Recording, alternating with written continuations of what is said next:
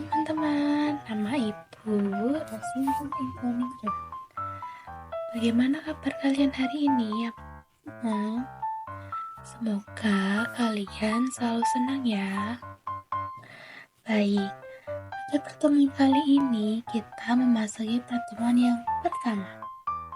Kita kali ini akan membahas tentang sejarah perumusan Pancasila. Perumusan dasar negara atau Pancasila dimulai ketika rapat sidang BPUPKI pada tanggal 29 Mei 1945. Dalam sidang tersebut terdapat 3 tokoh yang menyalonkan dalam perumusan Pancasila. Kemudian, siapa sih 3 tokoh pengusul Pancasila itu? Nah, 3 tokoh pengusul Pancasila itu ada Insinyur Soekarno yang pertama, yang kedua ada Mr. Muhammad Yamin, dan yang ketiga itu ada Dr. Supomo. Soekarno menyampaikan usulannya pada tanggal 1 Juni 1945. Soekarno memberikan usulan yang berbentuk filosofi Grundstock atau Weltanschauung, yaitu fundamental, filsafat, pikiran, jiwa, dan hasrat yang mendalam demi mendirikan negara yang kekal dan abadi. Soekarno mengusulkan apa saja? Nah, di kesempatan kali ini Soekarno mengusulkan 1. Kebangsaan Indonesia, 2. Internasional atau peri kemanusiaan, 3. Mufakat atau demokrasi, 4. Kesejahteraan sosial, dan yang terakhir 5. Ketuhanan yang Maha Esa. Kemudian pada tanggal 29 Mei, Yamin mengusulkan usulannya, yaitu terdiri dari usulan lisan dan usulan tertulis. Untuk usulan lisan itu ada peri kebangsaan, peri kemanusiaan, peri ketuhanan, peri kerakyatan, dan 5. Kesejahteraan rakyat. Kemudian untuk usulan yang secara tertulis itu ada yang pertama, ketuhanan yang Maha Esa, 2. Kebangsaan Persatuan Indonesia, yang ketiga itu rasa kemanusiaan yang adil dan beradab, yang keempat itu kerakyatan yang dipimpin oleh hikmah kebijaksanaan dalam permusyawaratan perwakilan, dan yang nomor 5, keadilan sosial bagi seluruh rakyat Indonesia. Nah, yang ketiga atau yang terakhir itu ada Mr. Dr. Supomo yang memberikan usulannya pada tanggal 31 Mei 1945 mengenai usulan dasar negara. Yang pertama itu 1. Persatuan atau unitarisme, yang kedua kekeluargaan, yang ketiga keseimbangan lahir dan batin, yang 4 musyawarah, dan yang terakhir nomor 5 itu tentang keadilan rakyat.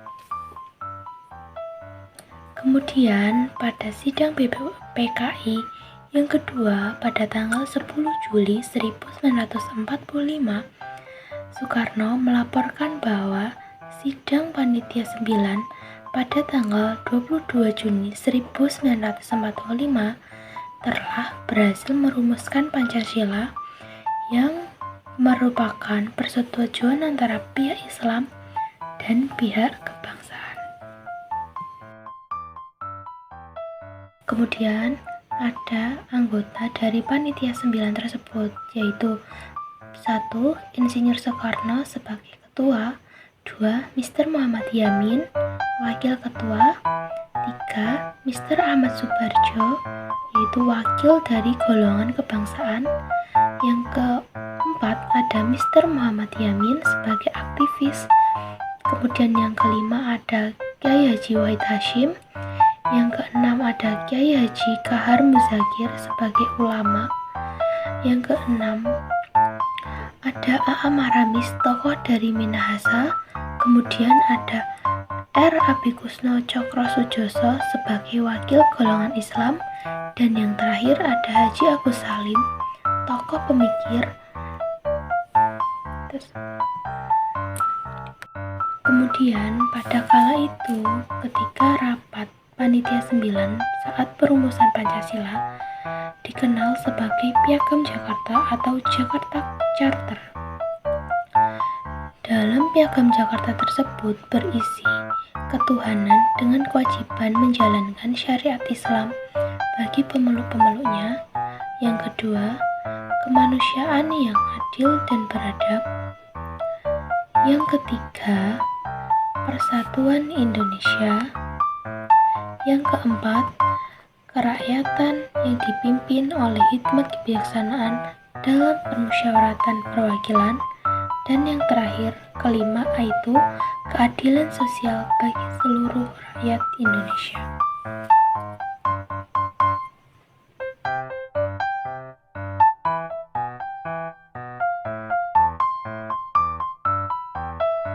Tanggal 18 Agustus 1945, setelah diumumkannya kemerdekaan pada tanggal 17 Agustus 1945, merupakan sejarah penting bagi negara Indonesia karena pada tanggal 18 Agustus tersebut disahkannya oleh PPKI yaitu Pancasila.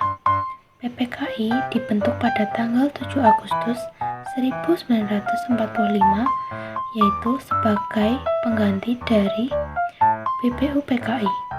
Kemudian pada sila pertama yang berbunyi sebelumnya yaitu ketuhanan dengan kewajiban menjalankan syariat Islam bagi pemeluk-pemeluknya diganti menjadi ketuhanan yang Maha Esa. Kemudian pada tanggal 18 Agustus tersebut disahkanlah bunyi Pancasila secara konstitusi yang dapat kita kenal sampai saat ini, yang berisi sila pertama, ketuhanan yang Maha Esa, 2, kemanusiaan yang adil dan beradab, 3, persatuan Indonesia, 4, kerakyatan yang dipimpin oleh hikmat kebijaksanaan dalam permusyawaratan perwakilan, dan yang kelima, keadilan sosial bagi seluruh rakyat Indonesia. Nah, pada kali ini kita telah selesai tentang pembelajaran sejarah perumusan dasar negara atau Pancasila. Bagaimana? Menyenangkan bukan? Nah, anak-anak, selamat belajar. Terima kasih telah menjelaskan dari penjelasan kali ini.